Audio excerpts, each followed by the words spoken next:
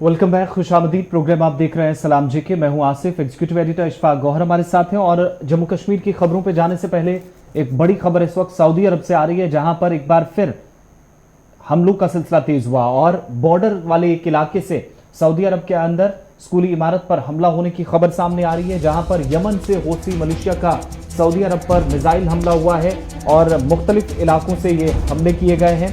लेकिन खबर यह है कि महकमा शहरी दिफा ने जो जानकारी दी है कि ड्रोन स्कूल की इमारत पर गिरा है और इससे स्कूल की इमारत को जरूर नुकसान पहुंचा है, लेकिन किसी तरह की जानी नुकसान की कोई इतला नहीं है। और ये भी कहा जा रहा है कि हौसी मलेशिया ने हालिया महीनों के दौरान यमन के शुमाली इलाकों से सऊदी अरब को टारगेट बनाया है। जुनूबी शहर के मुतअद्दिद इलाकों के अंदर ड्रोन और मिसाइल दागे गए हैं और इन्हीं में से एक ड्रोन स्कूल की एक इमारत पर गिरा है। सऊदी हुकूमत की तरफ से जो बयान जारी किया गया है डिफेंस मिनिस्ट्री की तरफ से, उसमें यह भी इतला दी गई है कि फिलहाल इन ताज़ा हमलों में किसी तरह का कोई नुकसान नहीं हुआ। लेकिन यमन से जो इस वक्त सरगर्मियां हो रही हैं, जो कुछ किया जा रहा है, इसे सऊदी अरब की तरफ से दहशतगर्दी का वाक़या करार दिया गया है। पिछले 6 साल के दौरान इस हौती यमन और सऊदी अरब के बीच जो मामला चल रहा है, इसमें कई बार इस तरीके से खूनरेज़ तसादुम आराइयाँ हुई है और एक मुहतात अंदाजे के मुताबिक हज़ारों लोग अपनी जान भी खवा बैठे। तो फिलहाल बड़ी खबर ये कि ड्रोन हमला करने की कोशिश की गई, स्कूल पर यह हमला हुआ है और असर शहर है वहाँ पर सऊदी अरबिया के ये हमला हुआ है। ताहम इस हमले के दौरान किसी के मारे जाने की अभी तक कोई भी इतला मौसूल नहीं हुई है। बड़ी खबर हम आपको बता रहे हैं। बढ़ते हैं जी आगे। अब ज़रा जम्मू कश्मीर की खबरों पर आते हैं और बात गाड़ियों की भी करते हैं। और जब बात गाड़ियों की करते हैं तो आपको याद होगा कि पहले एक हुक्मनामा आया जिसमें कहा गया कि बैरून रियासत जो भी गाड़ी हो उसकी रजिस्ट्रेशन लाजमी है और टैक्स भी देना मामला है, यानी टैक्स भी देना था और रजिस्ट्रेशन भी करना था। उसके बाद मामला कोर्ट में चला गया, कई दिनों तक कोर्ट में समाअत हुई और फाइनली टैक्स वाले मामले पर राहत मिली। उसके बाद ऐसा लग रहा था कि शायद ऑल इज़ वेल, लेकिन ऑल इज़ नॉट वेल। रात देर गए एक और हुक्मनामा सामने आया और उस हुक्मनामे के मुताबिक बैरून रियासत से लाई गई गाड़ियों का नंबर और रजिस्ट्रेशन लाजमी है जम्मू कश्मीर यूनियन टेरिटरी के अंदर। यानी आपने मुल्क की कहीं से भी गाड़ी खरीदी है और जम्मू कश्मीर में चला रहे हैं तो अब आपको उसको जम्मू कश्मीर का नंबर लगवाना और Jammu Kashmir regional transport office के अंदर इंदराज कराना लाजमी करार दिया गया है। और बाज़ाब्ता तौर पर हुक्मनामे के अंदर यह कहा गया कि अगर आप नहीं करते हैं तो आपकी गाड़ियों को सीज भी किया जाएगा और जुर्माना भी आयद होगा। अब सवाल यहाँ पर यह पैदा होता है कि कितना समय दिया गया है और क्या कुछ कहा गया है। जब हम इस एक्ट की देखते हैं तो इस कानून के अंदर ये कहा गया है कि जो सेक्शन 47 है उसके तहत कहा गया कि मोटर व्हीकल रजिस्ट्रेशन जो है वो लाजमी करार दी गई है उन सभी गाड़ियों के लिए जो बैरून रियासत से आए और एक स्पेसिफिक टाइम पीरियड दिया गया है 12 महीने। यानी अगर आज आपने गाड़ी खरीदी दिल्ली से, पंजाब से, हरियाणा से, जलंधर से, जहाँ से भी, अब आप मुस्तकिल तौर पर जम्मू कश्मीर के अंदर रहना चाहते हैं और जम्मू कश्मीर के अंदर उस गाड़ी को चलाना चाहते हैं तो एक तो एनओसी वेनओसी का सिलसिला आपके पास पहले होता है, लेकिन 12 महीनों के अंदर अंदर आपने ये पूरा प्रोसेस जो है रजिस्ट्रेशन का मुकम्मल करना होगा आरटीओ के दफ्तर के अंदर। ये बात जो है वो इस ऑर्डर के अंदर कही गई है। और साथ साथ जो ट्रांसफ़र है एक आदमी से लेकर दूसरे आदमी में जो ट्रांसफ़र है उसके लिए 45 दिन मुकर्रर किए गए। यानी मैंने किसी से गाड़ी ली, पहले ये होता था गाड़ी लेते थे एफिडेविट एक लेते थे तो चला जाता था, नहीं, अब ये कहा गया कि 45 दिनों के अंदर अंदर अपनी रजिस्ट्रेशन मुकम्मल करवाइए, ट्रांसफ़र मुकम्मल करवाइए और साथ साथ 12 महीनों के अंदर आपने जम्मू कश्मीर में अगर गाड़ी को चलाना है तो आप यहाँ पर चला सकते हैं। अब सवाल क्लियर है कि ये सिर्फ उन लोगों के लिए है जो जम्मू कश्मीर के अंदर ही गाड़ी रखना चाहते हैं। जो लोग बाहर से आए हैं चंद महीनों के लिए यहाँ रहते हैं वापस चले जाते हैं, उनके लिए ये ऑर्डर इतलाक नहीं करेगा, बल्कि ये सिर्फ उन लोगों के लिए है जो मुकम्मल तौर पर जम्मू कश्मीर के अंदर ही गाड़ी चला रहे हैं और जम्मू कश्मीर की सरहदों के अंदर है, उनके लिए इस ऑर्डरनामे को जारी कर दिया गया। तकनीकी तौर पर क्या कुछ और होगा इस पर 5 बजे के प्रोग्राम में आप हमारे साथ जरूर ज्वाइन कीजिएगा, डिटेल में हम आपको समझाने की वहाँ पर कोशिश करेंगे। बढ़ते हैं जी आगे। आसिफ जरा बात कीजिएगा हाईटेक होने की, क्योंकि सरकार ने दावा किया है कि अब होंगे हैं जी हाईटेक, यानी अब फाइलें नहीं घूमेंगी। अब दरबार अगर होगा तो हज़ारों करोड़ रुपया सरफ नहीं होगा। एक फाइल 6 महीने एक जगह और 6 महीने एक जगह नहीं जाएगी, बल्कि उस रिवायत को किया गया है ख़त्म और लाखों सफ़ात पर मुश्तमिल फाइलों को किया गया है डिजिटलाइज। बिल्कुल, जम्मू कश्मीर के अंदर खासतौर से सिविल सेक्रेटरीट के अंदर डिजिटलाइजेशन का प्रोसेस मजीद आगे बढ़ा है और ई ऑफिस के तहत हुकूमत के मुताबिक 3 लाख से ज़्यादा फाइलों को जो हदफ रखा गया था उसमें 2 लाख से ज़्यादा ऐसे पेजेस हैं, उनको बदलकर उनको टेक्नोलॉजी या डिजिटलाइज करके 148 साल पुरानी जो रिवायत थी उसको तब्दील कर दिया गया है। सिविल सेक्रेटरीट में डिजिटलाइजेशन का काम तकरीबन पिछले 5.5 महीनों से जारी था। आपको याद होगा कि लेफ्टिनेंट गवर्नर इंतजामिया की तरफ से इंतजामी सेक्रेटरीज को पहले हिदायत दी गई थी कि मुख्तलिफ महकमों की जिम्मेदारी लेकर अलग अलग महकमों के अंदर जो फाइलें हैं, जिस पर एक तरफ से यानी श्रीनगर से जम्मू या जम्मू से श्रीनगर अगर जाते थे तो एक अंदाजे के मुताबिक फाइलों को मुंतकिल करने के लिए ट्रक्स पर या फिर जो मैन पावर का इस्तेमाल होता था, तकरीबन 130 करोड़ के आसपास रकूमात खर्च होती थी, सरकारी खजाने को बहुत ज्यादा नुकसान पहुंचता था। तो उसको लेकर काफी ज्यादा तनकीद हमेशा से हुकूमतों की होती रही है। उस पूरे निजाम को तब्दील करने का जो दावा किया गया था उसके तहत सरकार ये बताती है कि 2 लाख से ज्यादा पेजेस और तकरीबन 3 लाख के करीब फाइलें जो पहले मरहले में डिजिटलाइज करने का प्रोसेस शुरू किया गया था वो अब तक मुकम्मल की गई हैं और तकरीबन 2,40,000 से ज्यादा फाइलें जो हैं जिनकी कंप्लीट इस वक्त डिजिटलाइजेशन हो चुकी है। बाकी 3 लाख की तरफ जो टारगेट था उसके लिए बढ़ रही है। लेकिन एक चीज इसमें और भी है, चूंकि इंतजामिया ये मान रही है कि पिछले साल या इस साल हालांकि कुछ काम कोविड की वजह से जरूर मुतासिर हुआ, लेकिन जो फाइलें मुंतकिल करने का काम जब होता था तो उसके लिए आपको याद है कि बड़े पैमाने पर दोनों अतराफ आप देखते थे रकूमात तो खर्च होती थी, और वो इसलिए चूंकि मुख्तलिफ महकमों के जो अफसरान थे या उनके साथ वर्कर थे उनका बेतहाशा इस्तेमाल होता था। फिर श्रीनगर के अंदर होटल से लेकर सेक्रेटरीट तक जो अखराजात होते थे उनको सरकार का दावा है कि काफ़ी हद तक इस कदम से काफ़ी हद तक क्या बल्कि पुरानी जो रिवायत तकरीबन 150 साल तब्दील की गई है पूरी तरीके से उसमें मदद मिली है कि सरकारी खजाने से निकलने वाले पैसे को बचाया जाए। 130 करोड़ रुपया जो था वो सरफ होता था सालाना, 130 करोड़ से ज़्यादा ही सरफ होता था सालाना ट्रक्स पर, बिल्कुल लोड कैरियर्स पर, फाइलों को उधर से इधर करने पर, अरेंजमेंट्स को बनाने के सिलसिले। एक तो ये 130 करोड़ रुपया का जो बर्डन था वो हटेगा। और जो 19वीं सदी के अंदर महाराजा रणबीर सिंह ने उस वक्त के मौसमी हालात को देखते हुए ये फैसला किया था कि वो शहर के अंदर कब रहेंगे, यानी श्रीनगर के अंदर कब रहेंगे और जम्मू कब जाएंगे। वो सारा जो उन्होंने चार्टर बनाया था, अपना जो उन्होंने वर्कशीट बनाया था वो 6-6 महीने का था। जब शबाब पर सर्दी होती थी तो वो गर्मी में चले जाते थे जम्मू, और जब वहाँ शिद्दत की गर्मी होती थी तो वो खूबसूरत वादी के अंदर आते थे। तो इस तरीके से उन्होंने ये सिलसिला रखा था। उसके बाद जब अवामी मुंतखबा हुकूमत आई शेख मोहम्मद अब्दुल्ला के टेन्योर में और उससे पहले भी, तो उसने भी इस सिस्टम को जो है वो कंटिन्यू रखा। शुरुआत इसको हटाने की और कम करने की कोशिश की थी, उमर अब्दुल्ला ने कामयाब नहीं हुए क्योंकि सियासत हुई। उसके बाद गुलाम नबी आज़ाद साहब के टेन्योर में थोड़ी सी कोशिश हुई, लेकिन अब की बार थोड़ा सा लेफ्टिनेंट गवर्नर ने इसमें यू टर्न एक ले लिया। उसने कहा चलिए दरबार दोनों जगह तो चलेगा ही चलेगा, लेकिन इसमें अब नया सिस्टम ई गवर्नेंस का लगा दिया। और यही वजह है कि जो यूटी इंफॉर्मेशन टेक्नोलॉजी डिपार्टमेंट है, NIC ई गवर्नेंस एजेंसी है, स्टेट मिशन टीम है, उन्होंने सक्सेसफुली ई ऑफिस को जो है वो कंप्लीट किया। तकरीबन 3.5 लाख फाइलें जो हैं उन्हें प्रिजर्व किया गया है।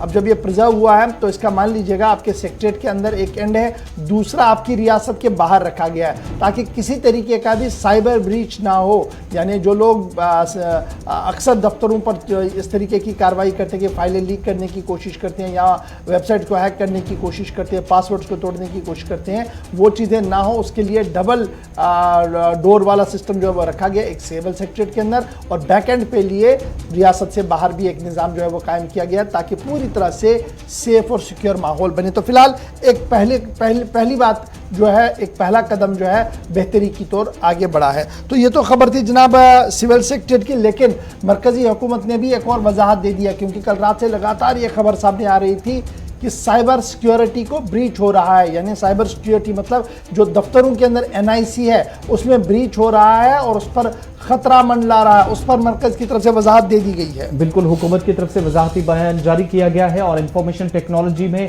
कोई भी किसी किस्म की कहीं पर कोई लापरवाही या कोई चूक नहीं हुई है, सरकार का ये मानना है। दूसरी बात कि एनआईसी की जो ईमेल्स हैं वो बिल्कुल महफूज हैं, किसी तरह का खतरा नहीं है और हुकूमत ने मुख्तलिफ कंपनियों का जो डेटा लीक होने की रिपोर्ट सामने आ रही थी उनकी तरदीद की है इस बयान के जरिए। सरकार की तरफ से साफ कर दिया गया कि एनआईसी ईमेल सिस्टम जो है ये प्लेस किया गया सिक्योरिटी मेजर्स के साथ और 2 फैक्टर ऑथेंटिकेशन इसमें है।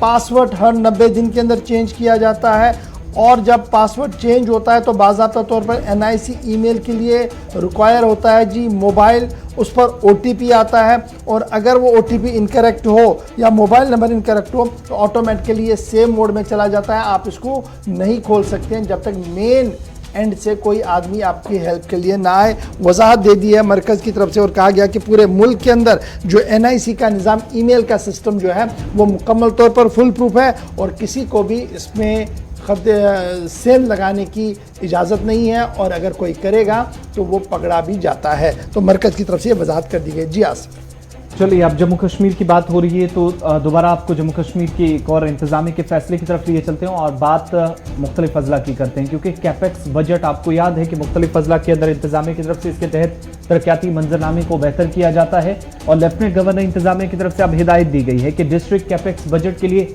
जो नए रहनुमा खतूत जारी हुए हैं उनमें डिस्ट्रिक्ट डेवलपमेंट कमिश्नर या डीडीसीज जो हैं उनको 73वीं अमेंडमेंट के तहत काम करने के लिए या उनके काम पर सबसे ज्यादा उनको अहमियत दी जानी चाहिए, नंबर 1। नंबर 2 के सभी स्कीमें जो मरकजी मुआवनत वाली है और इनके तहत मुख्तलिफ इलाकों के अंदर तरक्याती काम होने हैं, सरगर्मियां अंजाम दी जानी है, उसका जो सोशल ऑडिट है, हिसाबो किताब जो है इन सभी स्कीमों का वो डीडीसीज को करना है। इसके लिए नई रहनुमा खतूत में ये वाजे कर दिया गया है।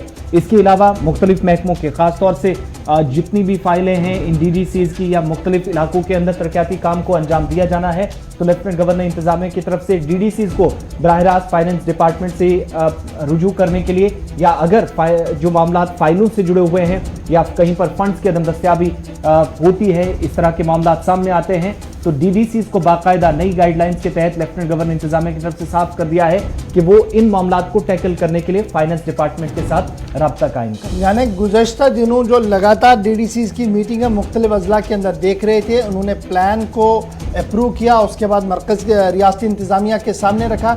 रियासती इंतजामिया ने बाज़ाब्ता तौर पर कैपेक्स बजट को मंजूरी पहले ही दी थी और अब ये जब प्लान आया तो प्लान एग्जीक्यूशन के हवाले से रहनुमा खतूत को जारी कर दिया गया है और उन रहनुमा खतूत के अंदर एक बड़ी जिम्मेदारी जो है वो डीडीसीज पर आयद कर दी गई है कि वो सभी मॉनिटरिंग भी करेंगे और इजाले के लिए जो कुछ करना है वो भी उस रहनुमा खतूत के अंदर तहरीर किया गया है। और दूसरी बड़ी बात जो है वो इसमें ये है कि सेंट्रली स्पॉन्सर्ड स्कीम जो उनके डिस्ट्रिक्ट प्लान के अंदर है उन पर खुसूसी नज़र रखी जाए ताकि मामला जो है, जो शिकायतें जो है उनका इजाला हो। साथ साथ जो ऑनगोइंग स्कीम्स है उन्हें भी कैरी फॉरवर्ड किया जाए और जो लाइबिलिटीज़ है उन्हें प्लान के अंदर रखा जाए ताकि किसी न किसी तरीके से उन लाइबिलिटीज़ को ख़त्म किया जाए। ये बात जो है वो सरकार की तरफ से कही गई और सोशल ऑडिट के लिए एक बड़ी जिम्मेदारी दे दी गई है डीडीसीज के लिए। अब बढ़ते हैं जी आगे, बात ज़रा मौसम के मिजाज की भी करते हैं कि बदलते मौसम के मिजाज के बीच कहीं पर पारा बहुत ज़्यादा गर्म है और कहीं पर आहिस्ता आहिस्ता करके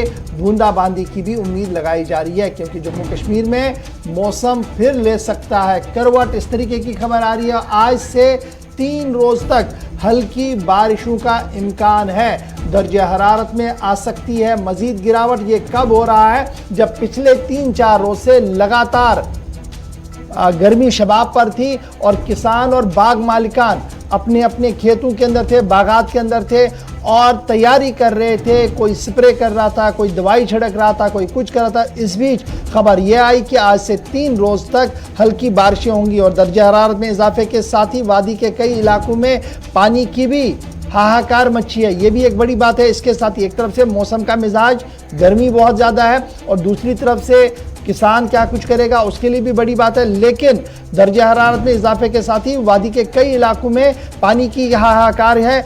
इरिगेशन महकमे की जानिब से किसानों को भी खेत सैराब करने के लिए पानी फराहम नहीं किया जा रहा है। इरिगेशन महकमे के जो काम करना था कि खेतों तक पानी आए और वह सैराब हो, उसमें भी वो मुकम्मल तौर पर नाकाम हो रहे हैं। लेकिन अब उम्मीद है कि अगर बारिशें हुई तो इरिगेशन महकमे का आधा काम ऊपर से ही खुद अल्लाह ही ठीक कर सकता है। सीधे चलते हैं श्रीनगर, जहां से इरफान फाजिल हमारे साथ हैं।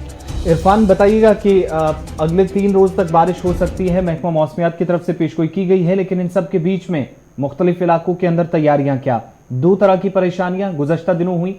एक तो ये कि सिर्फ एक दिन की बारिश ने ड्रेनेज के अब तक निज़ाम ने एक बार फिर कारकर्दगी पर सवाल उठाए मुतलका महकमे की, और दूसरी बात ये कि खबर ये भी आ रही कि किसान या बाग मालिकान जिनको बागात के अंदर दवाई का छिड़काव न करने की हिदायत भी दी गई है। देखिए आसिफ, अगर मौसम के हवाले से बात करें तो मौसम जो है वादिया कश्मीर में कह सकते हैं कि तपती गर्मी, और वो तपती गर्मी जो है तकरीबन 10 साल के बाद इस तरह की गर्मी जो है वो नजर आ रही है। और साथ ही साथ अगर बात करें मौसमी महकमियात की तरफ से पहले से ही प्रेडिक्शन थी कि एक मानसून हिट होगा या अच्छी खासी बारिशों का जो है सिलसिला शुरू होगा, क्योंकि हमने देखा पिछली बारी जब तेज हवाओं का असर या खासतौर पे जो बारिशें हुई उससे बाग मालिकान को काफी ज्यादा नुकसान हुआ। और अगर उस बीच अगर देखा जाए तो कई सारी किल्लत पानी के हवाले से भी आई, क्योंकि जब मौसम में गर्मी थी और गर्मी के साथ साथ देखा जाए कई सारे सवाल खड़े हो गए इरिगेशन डिपार्टमेंट को लेकर, कई सारे सवाल खड़े हो गए पीएचई महकमे को लेकर, क्योंकि पानी की किल्लत भी पाई जा रही थी। दूसरे जानिब अगर देखा जाए तो डिपार्टमेंट के एंड से बाग मालिकान को पहले नहीं बताया गया कि वो दवापोशी करे, क्योंकि दवापोशी करने के बाद जब बारिशें हुई तो सारा जो सिस्टम है वो खराब हो गया। उसके बाद जी हाँ, वो काफी ज्यादा नुकसान में और चले गए, क्योंकि फसल तो पहले से ही खराब हो गई थी।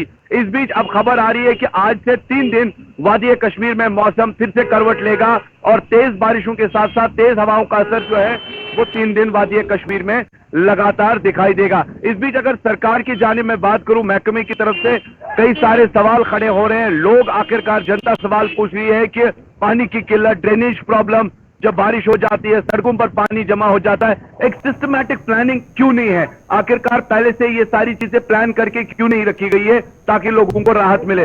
अभी अगर देखा जाए तो जिस तरीके से लगातार मौसम जो है वो इस वक्त वादी कश्मीर में सुबह से ही लग रहा है कि आज शाम से फिर से तेज बारिशों के साथ साथ तेज हवाओं का असर जम्मू कश्मीर, खास तौर पर कश्मीर के पहाड़ियों के साथ साथ मैदानी इलाकों में दिखाई देगा। कुल मिलाकर दर्जे हरारत में गिरावट श्रीनगर में 28.4 डिग्री रिकॉर्ड किया गया है और जम्मू में 34.4 डिग्री। लेकिन महकमे मौसमियात ने अगले 3 दिन यानी 13, 14 और 15 जून को जम्मू कश्मीर के इलाकों के अंदर, कुछ इलाकों के अंदर हल्की से दरमियाना दर्जे की बारिशों का इम्कान जारी कर दिया है। यानी उनका मानना है कि मौसम बदल सकता है। इधर मौसम के बदलते मिजाज के साथ कोविड की रफ्तार भी थोड़ी धीमी पड़ी है और 8 डिस्ट्रिक्ट के अंदर बंदिशें मजीद खत्म करने का फैसला जम्मू कश्मीर इंतजामिया की तरफ से। इरफान फाजिल श्रीनगर से हमारे साथ हैं, उनसे भी तफसीलात देंगे, क्योंकि कश्मीर के अंदर 4 डिस्ट्रिक्ट के अंदर अब दुकानें खोलने की इजाजत इंतजामिया की तरफ से दे दी गई है। इरफान, बताइएगा क्या कुछ हलचल है? आज इंतजामिया ने नया शेड्यूल जारी कर दिया है। देखिए बिल्कुल नए शेड्यूल के हवाले से अगर देखा जाए तो फिलहाल मैं ग्राउंड जीरो पर मौजूद हूं। मेरे साथ मेरे सीनियर वीडियो जर्नलिस्ट समीर वानी हैं। मैं समीर से गुजारिश करूंगा कि थोड़ा सा अगर आप पूरा वाइड फ्रेम दिखाएं। तो इस वक्त हम बागा चौक में मौजूद हैं, जो कि शहर को भी कनेक्ट करता है और साथ ही साथ अगर देखा जाए ये रास्ता एयरपोर्ट को भी कनेक्ट करता है। आज सुबह से ही जिस तरीके से डील के हवाले से, जैसे कि आप देख रहे होंगे कि सड़कों पर ट्रैफिक की आवाजाही लगातार जारी है, दुकानें भी खुली हैं और अब जिस तरीके से 8 अजलाओं को लेकर खबर आई है कि उसमें 5 दिन डील रहेगी और 5 दिन डील मतलब हो गया कि प्राइवेट ऑफिसेज को भी काम करने का मौका मिलेगा, सैलून, बार्बर शॉप्स वगैरह जो है, या खासतौर पर अगर हम सड़कों पर ट्रांसपोर्ट की आवाजाही को लेकर बात करें तो इस वक्त पब्लिक ट्रांसपोर्ट के साथ साथ प्राइवेट ट्रांसपोर्ट भी चल रहा है। मगर यहां पर सबसे बड़ा सवाल बनता है स्ट्रीट वेंडर्स का। आसिफ, अगर देखा जाए कल संडे और आज मंडे हमने देखा और हमने उनसे बात भी की थी कि उनका मानना है कि मैक्सिमम उनका शोबा जो है, उनका जो तबका है वो मुतासिर हुआ है, क्योंकि स्ट्रीट वेंडर्स का जो सबसे बड़ा मार्केट संडे मार्केट होता था वहां लगाने की इजाजत नहीं है। फिलहाल पार्शियली यहां पर भी आप देख सकते हैं कि एक साइड से दुकानें खुली है, दूसरे साइड से दुकानें बंद है।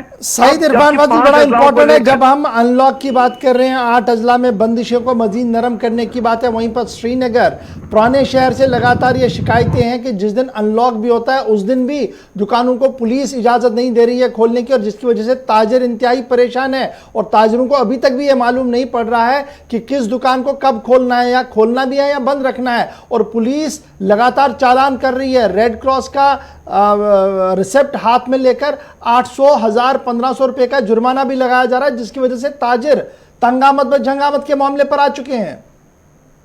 बिल्कुल सही फरमाया आपने गौर साहब। अगर मैं बात करूं ताजरों को लेकर, एक कियोस है, कंफ्यूजन है, डिलेमा है कि किस दिन दुकान खोलनी है। शहर खास को लेकर अगर मैं बात करूं, या कई सारे ऐसे इलाके हैं जबकि जब लॉकडाउन, वीकेंड लॉकडाउन हमने देखा, उसमें भी हमने देखा कि इंटरनली कुछ मोहल्लाज या एक्सटर्नली वहां पर दुकानें हाफ शटर खोलने के बाद कारोबारी सरगर्मियों वहां पर दिखाई दे रही थी, और कई तरह से मुकम्मल तौर पर प्रॉपरली पता नहीं चल रहा है कि पैराफ्रेजिंग शेड्यूलिंग क्या है। और इस बीच अगर देखा जाए, चालान भी कटे, कार्रवाई भी की गई, मगर प्रॉपर जिस तरीके से पैराफ्रेजिंग होनी चाहिए वैसा जमीनी स्तर पर अभी नहीं दिखाई दे रहा है। काफी कंफ्यूजन ताजरों और दुकानदारों को है।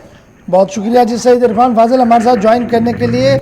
कि सरकार मान रही है कि अनलॉक कर दिया जी, दुकानों को जुज़वी तौर पर खोलने की इजाज़त है, रहनुमा खतूत पर जो है वो काम किया जाए। शहर श्रीनगर के पुराने शहर की मैं बात कर रहा हूँ, शहर ख़ास जिसे आप कहते हैं, वहाँ से लगातार ताजरों की शिकायत ये है, महाराजगंज, नौहट और दीगर आसपास के इलाकों के अंदर, कि मकामी पुलिस की तरफ से बेजा मुदाखलतें भी हो रही हैं, और रहनुमा खतूत के तहत अगर वो खोलना चाहते हैं तो बाज़ाब्ता तौर पर खोलने की कई बार इजाज़त भी नहीं दी जा रही है। तो बड़ी बात जो है वो वहाँ से कही जा रही है। ताहम रहनुमा खतूत की खिलाफ वर्जी करने पर निजी अस्पताल को 20,000 रुपये का जुर्माना भी कल कर दिया गया है। बड़ी जी मेहरबानी है, आपको एक अस्पताल तो कम से कम दिखा। पिछले कई दिनों से हम ज़िला एडमिनिस्ट्रेशन को तो यही बता रहे थे कि आपने अपने अस्पतालों की हालत तो ये बताई कि वहाँ पर OPDs को बंद कर दिया, कहा कि हमारे पास सिस्टम इतना नहीं है चला सके, लेकिन हमें उम्मीद थी कि प्राइवेट इंस्टीट्यूशंस स्ट्रीमलाइन होंगे, SOPs को फॉलो करेंगे, सरकार नकेल कसेगी। सरकार नकेल कसने में नाकाम हुई और खुदा करके कल एक अस्पताल में गए हैं। अगर वो ज़्यादा कुछ देखते तो उन्हें पता लगता। अस्पताल तो अपनी जगह, जो प्राइवेट इंस्टीट्यूशन जहां पर सरकारी डॉक्टर बैठकर देखता है, वहां पर प्रोटोकॉल की किस तरीके से धज्जियां बिखेरती है, कई बार हम आपकी चैनल पर आपके वीडियोस को दिखा चुके थे, इस उम्मीद के साथ कि शायद उतर जाए उनके दिल में आपकी बात, लेकिन उतरी नहीं। बहरहाल खबर ये कि 20,000 रुपये का जुर्माना निजी अस्पताल पर लगा दिया गया। बिल्कुल, इससे पहले कॉल्स का सिलसिला शुरू करें, आपको जम्मू कश्मीर के कोविड-19 के केसेस फटाफट से बताएं। चूंकि अच्छी खबर है कि 68 रोज बाद मुस्बत मामला की तादाद कम हुई है, 800 से नीचे अब ग्राफ आया है। यूनियन टेरिटरी में पिछले 24 घंटे 774 नए केसेस की जहां पर तस्दीक हुई है, और इसी अरसे के दौरान मजीद 1 दर्जन से ज्यादा अमवात जरूर हुई है, लेकिन मुतासरीन की तादाद अगरचे 3,07,000 से तजावुज कर गई है। लेकिन बड़ा फैसला ये भी लिया गया है कि मनफी रिपोर्ट अगर आप रखते हैं तो लखनपुर क्रॉसिंग पॉइंट पर आपको रुकने की जरूरत नहीं होगी। लाजमी करार दिया गया है कि अगर आपके पास मनफी है, नेगेटिव रिपोर्ट है, आप दिल्ली से निकले हैं, आप कराकर गए हैं, या फिर आप जम्मू से कराकर दिल्ली की तरफ आ रहे हैं, नेगेटिव रिपोर्ट आपकी है, तो अब आपको तंग नहीं किया जाएगा। ये रोकना आपको इंतजामिया की तरफ से जरूरी नहीं है इस हिस्से के अंदर जहां पर आप जम्मू कश्मीर के अंदर दाखिला लेते हैं या फिर वापस नई दिल्ली के लिए रवाना होते हैं। तो टेस्ट कराना लाजमी नहीं होगा अगर आपकी रिपोर्ट ऑलरेडी नेगेटिव है, लेकिन ये रिपोर्ट भी ज्यादा पुरानी नहीं होनी चाहिए, इंतजामिया की तरफ से साफ कर दिया गया है। इधर मुल्क की सतह पर भी कोविड की जो सूरत हाल है उसके चलते दिल्ली के अंदर फैसला लिया गया है, और जहां थोड़ी देर पहले आपको बता रहे थे कि जम्मू के अंदर या कश्मीर के अंदर सूरत हाल है, वहीं दिल्ली के अंदर इंतजामिया की तरफ से अब फैसला लिया गया है कि आज से जब रफ्तार कम हुई है दिल्ली के अंदर कोविड-19 के केसेस की, तो सब बाजार खुलेंगे। रेस्टोरेंट्स में 50% सलाहियत के साथ खोलने की इजाजत दिल्ली की आम आदमी पार्टी सरकार ने दी है। इसके साथ साथ तालीमी इदारे फिलहाल और कोचिंग मराकज़ को बंद रखने का फैसला दिल्ली हुकूमत की तरफ से लिया गया है। आज से बाजार खुलेंगे और मेट्रो के अंदर भी 50% तक लोगों को बैठने की इजाज़त, ये नए फैसले लिए गए हैं। ये एक तरफ की बात है, लेकिन जहां अस्पतालों की बात हो रही थी तो आपको बताएं कि जम्मू के अंदर भी आज लोगों को राहत मिलने वाली है, चूंकि गवर्नमेंट मेडिकल कॉलेज जम्मू और इससे मुंसलिक जो अस्पताल है, SMGS अस्पताल है, CV हॉस्पिटल के अंदर पहले ही OPDs खुल चुकी हैं, लेकिन SMGS हॉस्पिटल, श्री महाराजा हरि सिंह हॉस्पिटल के अंदर भी अब इंतजामिया की तरफ से जम्मू में OPDs खोलने का फैसला किया गया है, जहां पर 1 माह से OPDs बंद थे और इंतजामिया की तरफ से फोन नंबर जारी किए गए हैं, जिनमें से 2 नंबर्स आपकी टीवी स्क्रीन पर आ रहे हैं, और ये 2 अलग अलग बल्कि 3 नंबर ENT स्पेशलिस्ट से आप रब्ता करना चाहें तो इनमें से 1 नंबर, इसके अलावा किसी को जिल्द की बीमारी है, स्किन की कोई प्रॉब्लम है, वो दूसरे नंबर पर रब्ता कायम कर सकता है। और तीसरी बात, अगर किसी को गुर्दों में कोई परेशानी है या दीगर किसी मर्ज में मुब्तला है तो वो भी फिजिशियन से रब्ता कर सकता है, और साइकियाट्रिस्ट के लिए भी कुछ अलग से नंबर जारी किए गए हैं, लेकिन ये 2 नंबर काफी इंपॉर्टेंट है अगर आपको ENT स्पेशलिस्ट से रब्ता करना है। आज OPDs जम्मू के अंदर खोलने का फैसला GMC की तरफ से, और आज पहला दिन होगा, लेकिन शर्त ये रखी गई है कि जब OPDs को खोला जाएगा सुबह 10 बजे से शाम 4 बजे तक, सिर्फ पर डे, जो CD अस्पताल के अंदर था, चेस्ट डिजीज हॉस्पिटल ने फैसला लिया था, वही फैसला बाकी अस्पतालों के लिए भी फिलहाल केसेस ज्यादा ना बढ़े, रश ज्यादा ना हो, इसके लिए सिर्फ 25 अपॉइंटमेंट्स पर डे, यानी 25 लोग इलाज मुआवजे के लिए यहाँ पहुंच सकते हैं, और अगर आज आपने इलाज कराना है तो जिन लोगों ने सैटरडे को एक दिन पहले जिन्होंने अपॉइंटमेंट ली है वही इलाज करवा सकेंगे, और कल अगर आप ओपीडी का रुख करना चाह रहे हैं तो आपको आज ही उसके लिए अपॉइंटमेंट लेनी होगी। यानी जिस दिन आपको इलाज करवाना है उस दिन आपको कोई भी अपॉइंटमेंट नहीं मिलने वाली है। तो आज से 25 लोगों का इलाज एक ओपीडी के अंदर होगा। इस फैसले के साथ ओपीडीज को जम्मू के अंदर खोलने का फैसला जीएमसी ने ले लिया है। अब खबरों के सिलसिले को थोड़ी देर यहां पर रोकते हैं और आपको लाइव कॉल्स आपकी शामिल करेंगे प्रोग्राम में, क्योंकि बहुत सारे कॉलर्स इंतजार कर रहे हैं और आखिरी 14 से 15 मिनट हमारे पास हैं प्रोग्राम को वाइंड अप भी करना और कुछ और अपडेट्स मुल्क की सतह पर कोविड-19 के हवाले से आपको देंगे। लेकिन प्रोग्राम में पहले कॉलर हमारे साथ इस वक्त फोन लाइन पे हैं। अपना नाम बताएं, कहां से? हेलो जी। हेलो कौन साहब, कहां से? जी, मैं चांदपुरा से बोल रहा हूँ, शबीर अहमद। जी बताएं। हेलो जी जी हाँ, शबीर जनाब, साहब बताएं। हेलो जी, शबीर अहमद बोल रहा हूँ श्रीनगर से। बात रखिए आपने, टाइम जी, यहाँ सलना में पुलिस। हेलो जनाब, यहाँ सलना में पार्क है जी।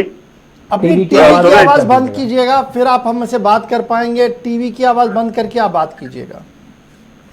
जी जी, वहाँ पार्क है, उनने वहाँ पे ओपन जिम खोल रखा है, वो सारा टूटा है, वहाँ पे वो कचरे वाले रह रहे हैं। प्लीज वहाँ पे ठीक रहे। अगर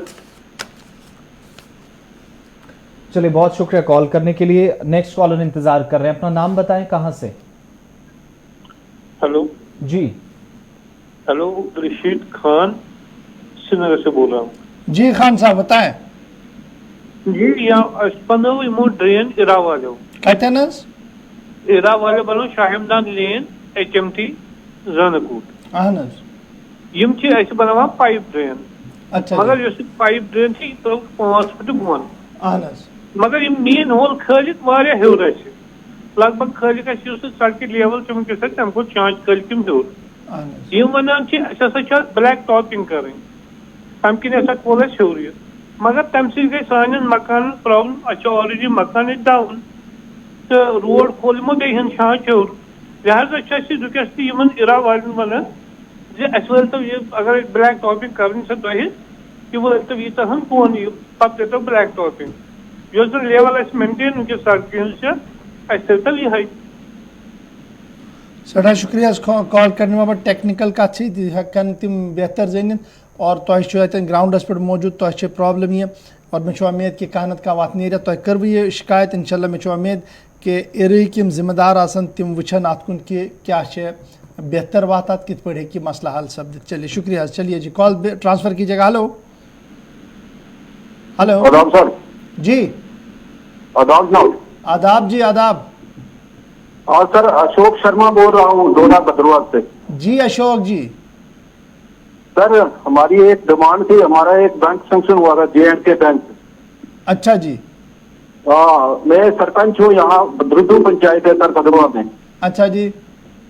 तो सर वो 2019 में सैंक्शन हुई, लेकिन उसके बाद वो चेयरमैन साहब का हो गया कोई उधर गड़बड़ी।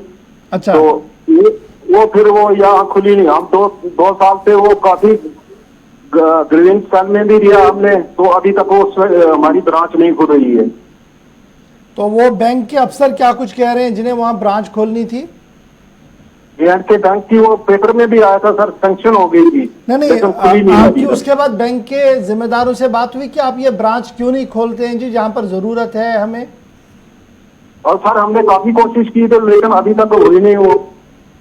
चलिए जी, शुक्रिया जी कॉल करने के लिए। आपकी आवाज़ को बहुत जो है वो कंसर्न अथॉरिटी जो बैंक है उन तक पहुंचाया जाएगा, और स्पेशली जो चेयरमैन साहब है उन तक ये पहुंचाया जाएगा कि अगर अप्रूव हुआ था तो आज तक उसे इनाग्रेट क्यों नहीं किया गया, खोला क्यों नहीं गया, ताकि आवाम को वहाँ पर जो है वो राहत मिलती। बहुत शुक्रिया जी कॉल करने के लिए। चलिए जी, एक और कॉलर दे दीजिएगा। हेलो हेलो, अस्सलाम वालेकुम। वालेकुम अस्सलाम रहमतुल्लाह। सर श्रीनगर पे सर। श्रीनगर कम है इलाक पे? श्रीनगर लाल चौक पे। हाँ वनियो बस।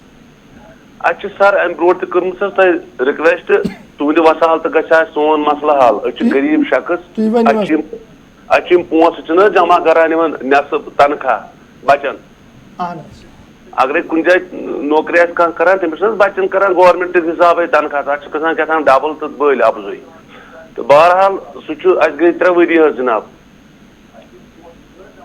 मैं आव न हेलो। तुम कत समझी तुम कत महकमस में छु काम करान यह प्राइवेट करान सर बच्चों करान अच्छा सोज बच्चों तुंद करान प्राइवेट तमिस आज सीपी फंड छनान अहन सर अच्छा मत मे पाई कम अनपढ़ अहन तुम खुदा खबर करो यह पे सूजुक गई बट मालन कहें हुपर यपर गई 3 वरी गई जरबदार अच्छा तो वन लास्ट जमे फसोमुत क्या तम कोता पोंस कोता छु जमा तम 18,240 रपये तम दह वन पाई क्या कर तो दितुक ना वनी कहीं वापस कहें बखुदा क्या कहें वना तोर मन कुछ गई जूम अन जूम अगर तथ गन रपये 2-3 सास खर्च वन खुदा कर चलो सदा शुक्रिया कॉल करने वक्त इंशाल्लाह जरूर मे उम्मीद कि लेबर कमिश्नर साहब आसन तिम आसन बोजान कि कित पट जम्मू कश्मीर के लुकन इज़ा वातान तिहंद डिपार्टमेंट की तरफ युस त नफर शिकायत कर सह शिकायत करान कि फाइल न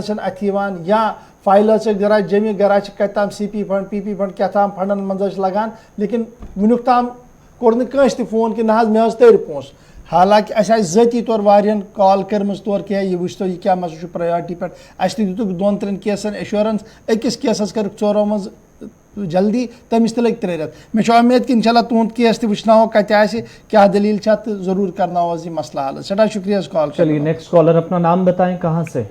हेलो अस्सलाम वालेकुम। वालेकुम सलाम गौर साहब सलाम वालेकुम सलाम जनाब अर्ज यह कत कि बहुत बेमना गोसिया कॉलोनी पे गुलाम हसन होना जी गुलाम हसन सर अर्ज जनाब ये है कि यहाँ पर हमारे साथ में एक डिग्री कॉलेज है बिल्कुल घर के पास में जी और इसमें तो पूरा जंगल बना दिया।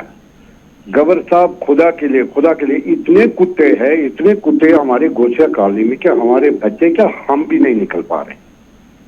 ये हालत है कुत्तों की। आप म्युनिसिपलिटी वालों को बोल रहे वार्ड अफसर बोलता है कि ये इसको रात को गाड़ी आती है वो हमारे हाथ में नहीं है वो लोग क्या करते हैं क्या नहीं करते इसके बारे में हमें कुछ पता नहीं है। स्वीपर को बेचारे को बोलते हैं तो वो सामान उठाते उठाते कल उसको खा रहे थे मतलब कूड़ा उठाते उठाते। ये हालत है हमारी। खुदा के लिए इस पर कोई बात कीजिएगा। बिल्कुल जी आपकी बात सही। और मुझे ये याद है कि जब जुनैद आजम मत्तू साहब बाबाई शहर ने दोबारा से ओहदा संभाला था तो 5 बातें उन्होंने अपने ट्विटर पर लिखी थी और उसमें यह भी एक था कि जनाब जो परेशानी शहर के अंदर कुत्तों की हड़बंग से है इससे निजात दिलाएंगे जी। फिर वो अपनी सियासत में लग गए जी और म्यूनसिपलिटी अपनी सियासत में लगी। इस अफसर को उतारो उसको चढ़ाओ उसको इधर करो। शायद वो अपनी वो 5 बातें भूल गए कि मैंने शहरी आवाम के साथ और शहर के लोगों के साथ क्या वादा किया। ये सिर्फ बेमना डिग्री कॉलेज का मामला नहीं है जी। आप उनके जहाँ से वो जीत कर आए हैं उस इलाके के लोग भी शिकायतें यही कर रहे हैं कि शहर के अंदर चलना तो दूर है उनके इलाके की भी सूरत हाल यही है। जवाहर नगर में अपना महजूर नगर एरिया से लगातार यही शिकायतें आ रही है और लगातार म्यूनसिपल कॉरपोरेशन इस पर बेबस नज़र आ रहा है लेकिन दावे उनके बहुत बड़े हैं। और मुझे उम्मीद है कि जुनैद आजम मत्तू साहब अपने ट्विटर हैंडलर पर ज़रा जाकर देखिए जिस तारीख को आपने वादा किया सर तब से लेकर आज तक कितने महीने गुजरे और क्या वो 3 महीनों की डेडलाइन पूरी हुई या नहीं। चलिए जी एक और कॉलर जरा दे दीजिएगा। हेलो हेलो जी अस्सलाम वालेकुम। वालेकुम सलाम व रहमतुल्लाह। गवर साहब गुड मॉर्निंग। जी जनाब बहुत शुक्रिया सर। सर एक इबादत आप कर रहे पिछले कई दिनों से प्राइवेट सेक्टर की आप तर्जुमानी कर रहे हैं। अल्लाह आपको सलामत रखे। आसिफ साहब को भी अल्लाह तौफीक दे कि वो आपकी मदद करे। मेरा सवाल है कि 5 अगस्त 2019 से लेकर अब तक हमारा ट्रांसपोर्ट सेक्टर हो सयाहती सेक्टर हो ज़राअत का सेक्टर हो बागबानी का सेक्टर हो घरेलू सनतें ही एक मजमूई तौर पर एक एदाद शुमार हम आज तक सरकार के सामने इज्तिमाई तौर पर पेश नहीं कर सके कि हमारा खसारा कितना हुआ जी। ट्रेडर्स फेडरेशन वाले अपनी तरीके से अपना रोना रो रहे थे। सयाहती शोबा अपनी तरीके से रो रहे हैं। ट्रांसपोर्ट वाले अपने तरीके से रो रहे कि मजमूई तौर पर 90,000 करोड़ है 110 करोड़ हजार है कितना है। एक अगर आप इन तमाम यूनियनों से इन तमाम अंजुमनों से रास्ता कायम करके उन्हें ये कहे कि वो इज्तिमाई तौर पर अपना ये जो इनका मसला है इसको आगे बढ़ा दे। ये इंफरादी तौर पर जब हम इस मसले को आगे की तरफ ले जाते हैं तो ये हमारा ये खेल बिगड़ जाता है, क्योंकि कोई इसे संजीदगी से नहीं ले रहा है। आप देखिए पिछले 3 वर्षों से लेफ्टिनेंट गवर्नर साहब ने एक बार एक माली पैकेज का ऐलान किया, उससे किसको फायदा मिला, किसको नुकसान हुआ, हम इसके पस नजर में नहीं जाना चाहते। लेकिन एक बात है, एक दर्द हमारे सीने में भी, हमारे दिल में भी एक खौफ सी उठती है कि हम हर वक्त रोना रो रहे हैं कि हम इक्तिसादी और माशी तौर पर तबाह बर्बाद हुए। मिलता कुछ नहीं, रोना हम बहुत रोते हैं लेकिन मिलता कुछ नहीं है, क्योंकि इस आवाज के पीछे एक मुनज़्ज़म वो लोग नहीं है जो इस आवाज को आगे बढ़ाते। हम हर एक ताजर बरादरी की मां होती है कॉमर्स एंड इंडस्ट्रीज, हमारी भी यहाँ chamber of commerce and industries का एक इदारा है जी। उनकी हालत क्या है आप मुझसे बेहतर जानते हैं। एक दूसरी बात, मेरा दूसरा सवाल है कि जिला अब हमारे इस महकमा तालीम से कहिए कि ऑनलाइन रेडियो ये जो तालीम है ये सिस्टम ये नाकाम हुआ, कुछ बच्चों के पले नहीं पड़ रहा है। बिल्कुल बहुत बड़ा मुस्तकबिल है इन बच्चों के सामने, इन्हें इतना मजबूर न करें कि ये अब ज़हनी परेशानियों का शिकार हो जाए। थोड़ा सा कम्युनिटी क्लासों की तरफ पिछले दिनों आपने जिक्र की थी कि कम्युनिटी क्लास शुरू होने जा रहे हैं दूर दराज इलाकों में जो 80% पॉपुलेशन बिलोंग्स टू ट्राइबल, तो मुझे उम्मीद है कि आप जी बहुत शुक्रिया जी, बड़ा इम्पोर्टेंट आपने कहा कि अब आहिस्ता आहिस्ता केस भी थोड़ा कंट्रोल में, अगर कम्युनिटी क्लास की शुरुआत होती है थोड़ा बेहतर है। लेकिन आपकी बात बिल्कुल सही है, ये जो रेडियो क्लासेस का कॉन्सेप्ट है ये ज़्यादा पल्ले नहीं पड़ा, और हमने भी जो ग्राउंड जीरो पर सर्वे किया इस चीज़ का तो बहुत सारे बच्चे सुनते तो होंगे ज़रूर, लेकिन शायद उन्हें वो पूरी तरह से समझ नहीं आ पाता उस तरीके से जिस तरीके से वीडियो क्लासेस के जरिए से समझ आता है। बहुत शुक्रिया जी। चलिए जी, बैक टू बैक 2 कॉल्स दे दीजिएगा, उसके बाद एक खबर आ रही है वो भी आपके नाजरीन के सामने हमने शेयर करनी है। हेलो हेलो जी, अस्सलाम वालेकुम। जी वालेकुम सलाम। गौर साहब बानियाल से रियाज बोल रहा हूँ। जी रियाज साहब। सर हमारे यहाँ ये एग्रीकल्चर महकमा है जी, तो इसमें कम से कम 50 से 60 लोग यहाँ पे मुलाजिम हैं। ये कभी जमींदार को कोई कुछ नहीं बोलते, कौन सी खाद डालनी है, कौन सा कीट, क्या, बिल्कुल कुछ भी नहीं। इसमें जितने भी मुलाजिम लोग हैं ये सब A क्लास कॉन्ट्रैक्टर हैं, ये अपना अपना बिजनेस करते हैं, अपनी ठेकेदारी, कोई दुकानदारी, कोई कुछ। गरीब लोगों को कोई भी नहीं पूछता है। हम इनको 100 बार वहां पे गए, कौन सी खाद, कौन सा सीट, वहां पे कुछ भी अवेलेबल कुछ नहीं है। तो थोड़ा प्लीज इनको थोड़ा सा। बहुत शुक्रिया जी, बहुत शुक्रिया आजी सूबाई कमिश्नर साहब, और मुझे उम्मीद है कि डिप्टी कमिश्नर साहब प्रोग्राम जरूर देखते हैं, वो जरा इसका संजीदा नोटिस लें कि आपके अपने मुलाजिम अगर दफ्तर में ना बैठेंगे और फिर खबर यह भी है कि वो जी निजी कारोबार चला रहे हैं, जी निजी काम कर रहे हैं, उस वक्त जब उस दफ्तर के अंदर होने चाहिए थे, रिसर्च उनका आना चाहिए था। और बहुत बड़ी बात यह है कि एग्रीकल्चर महकमे का जो काम है वो आम किसान के साथ, और किसान जब बेबस और बेहाल होता है तब जाकर इस तरीके की शिकायतें सामने आ रही है। ज़रूर आपकी आवाज़ को बहुत बुलंद आवाज़ के साथ हम भी उठाएंगे, लेफ्टिनेंट गवर्नर साहब की नोटिस में तो आएगा ही आएगा, लेकिन मुझे उम्मीद ज़रूर है कि ज़िला तरक्याती कमिश्नर रामबन जो है वो ज़रूर इसका संजीदा नोटिस लेंगे, छापामारी भी करेंगे, ज़रा एक दो बार दफ्तर के अंदर पता लगे कि कौन कहाँ पर है और कितना काम वहाँ पर हो रहा है। चलिए जी, एक और कॉलर दे दीजिएगा। हेलो हेलो जी। हाँ आसिफ साहब, गवर्नर साहब, अस्सलाम वालेकुम। जी वालेकुम सलाम। मैं एडवोकेट फारूक गनाई सादीवारा डूरू अनंतनाग से अर्ज कर रहा हूँ। जी फारूक साहब, हमारे यहाँ पे सादीवारा के लिए एक वाटर सप्लाई स्कीम आज से 10 साल पहले बनी और कमीशन भी हुई, कमीशन इन द सेंस की कंप्लीट हुई, लेकिन प्रैक्टिकली कमीशन नहीं हो पाई। कम से कम लाखों रुपया उस पर सर्फ किया गया, 4 गांव उस पर डिपेंडेंट है, और महकमे के और जो लैंड ओनर है उसके बीच में कोई अपने उसमें एग्रीमेंट हुआ है कि आपको नौकरी देंगे या क्या देंगे। जब भी वहां पे जाते हैं उसको कनेक्ट करने के लिए तो वो वहां पे वो जो मुलाजिम जिसने वो जमीन दी है वो कहता है कि मैं सुसाइड करूंगा। बैक टू विलेज में डीसी साहब के साथ ये सवाल उठाया गया, उन्होंने भी डायरेक्शन दी कि इसको आप करिए, गवर्नर साहब को भी लिखा, हमने चीफ इंजीनियर साहब को भी लिखा, लेकिन ये हेल्पलेसनेस दिखा रहे हैं इस तरह। तो ये या तो इनको कोई और मुतबादल देखना पड़ेगा या उसको कानूनी करें टेक्निकली। अब वो जिसने जमीन दी है वो भी बेचारा मतलब ये कहता है कि अगर आपने जमीन ली वो ट्रांसफर भी हुई होगी प्रोबेबली पीएचई डिपार्टमेंट को, लेकिन आप ये देखिए कि किस तरह अनप्लान्ड जो भी डेवलपमेंटल वर्क होता है अनप्लान्ड होता है और लास्ट में उसको कंप्लीट करने के बाद पैसा खर्च करने के बाद ये पेचीदगियां आती है।